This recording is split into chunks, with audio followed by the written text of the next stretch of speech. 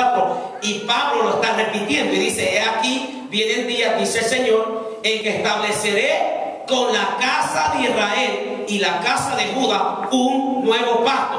¿Cuándo son esos días, iglesia? Ahora, esos días son después de Cristo.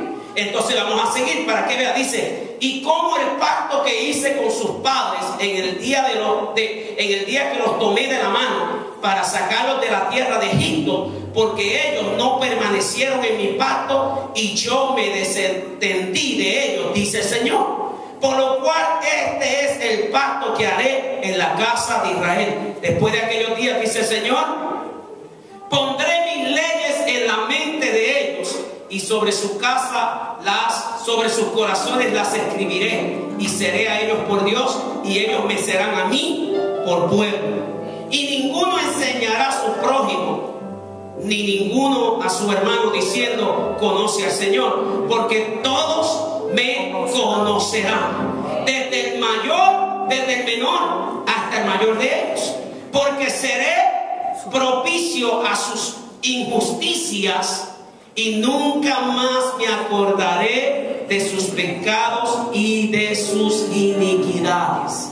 Y nunca más, ¿qué? Me acordaré de sus pecados y de sus iniquidades. Al decir nuevo pacto, ha dado por viejo al primero, y lo que se da por viejo y se parece está próximo a desaparecer. Mire lo que dice la NIV en el versículo 3. Me gusta muchísimo lo que dice: al llamar nuevo, está hablando del nuevo pacto, al llamar nuevo, ese nuevo pacto ha declarado obsoleto el anterior. Lo ha declarado obsoleto, y lo que se vuelve obsoleto y envejece y se envejece ya está por desaparecer.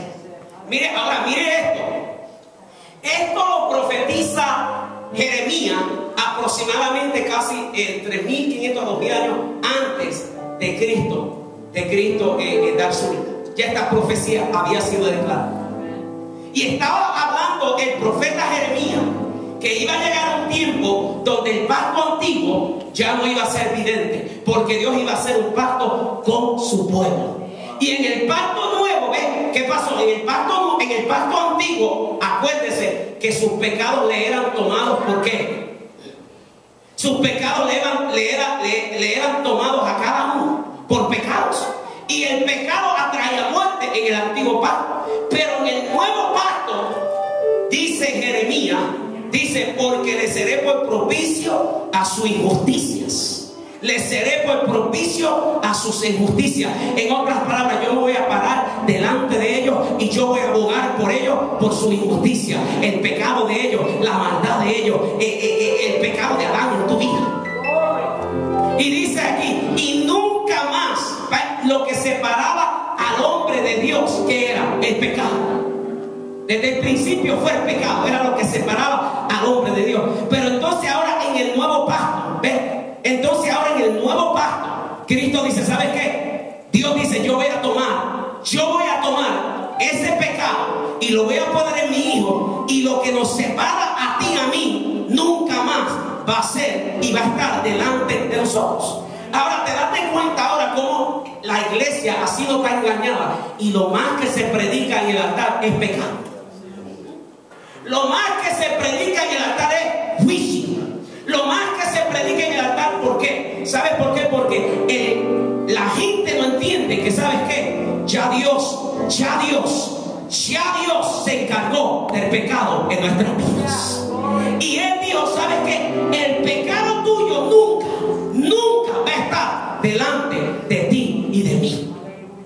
¿Por qué? Porque Él hizo lugar para ese pecado, y ese pecado lo llevó Cristo en la cruz de Calvario. Quiere decir que aunque todos nosotros aquí somos pecadores, pero todos aquí hoy podemos venir delante de la presencia del Señor y podemos ir directamente al Padre. Escúchame, en el antiguo pacto, como leí en Hebreos 9, el sumo sacerdote en el antiguo pacto se presentaba una vez al año a redimir los pecados del pueblo, a redimir la maldad del pueblo, a redimir al pueblo de Dios. Y dice la Biblia, Si usted lo lee, yo estaba leyendo un libro esta semana que me impactó, y dice que cuando el sumo sacerdote iba, le llevaban el cordero, y leía yo que ese sumo sacerdote levantaba ese cordero antes de entrar al lugar y ofrecerlo al Señor. Y dice que él gritaba, he aquí el Cordero de Dios, he aquí el Cordero que quita el pecado.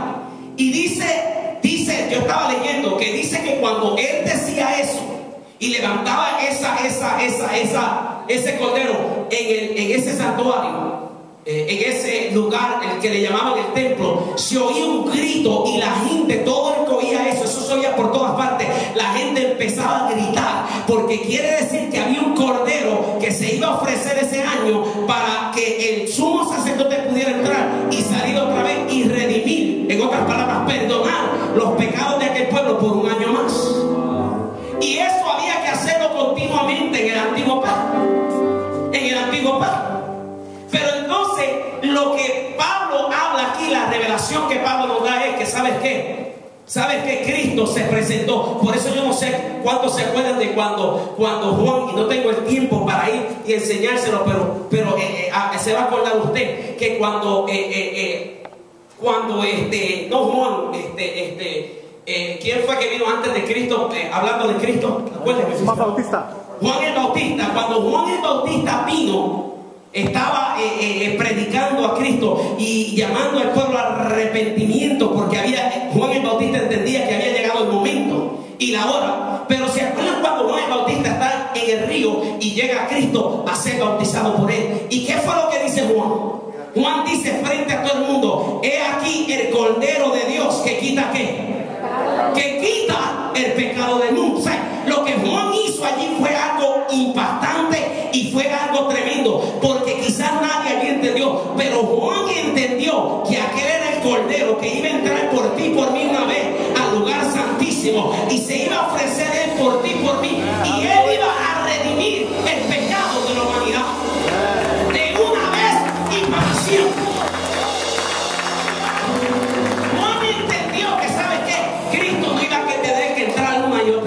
Juan tuvo la revelación que aquel era el Hijo de Dios, y que el Hijo de Dios iba a entrar. Era la palabra profética que iba a entrar de una vez y por todas, y él iba a redimir a cada persona de cada maldición de una vez y por todas.